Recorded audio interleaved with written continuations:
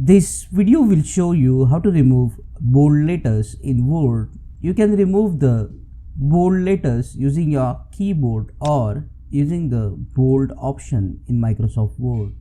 If you want to remove bold letter, a certain bold letter, you just have to select the letter, and then here you will see the B option. This B option is for making the letters bold.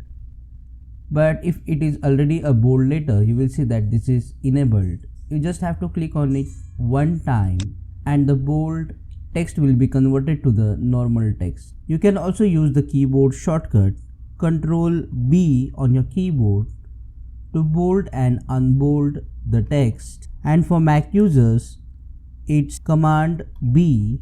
But if you have multiple bold letters in your paragraph or a document, you just have to select the text using your mouse or press CTRL A to select all the text, and then press CTRL B on your keyboard to bold and unbold all the text at once. If this doesn't work for you, simply copy the text, go to the notepad in your computer and light notes on Mac, copy paste the text from the notepad, and all the formatting along with the bold will be removed.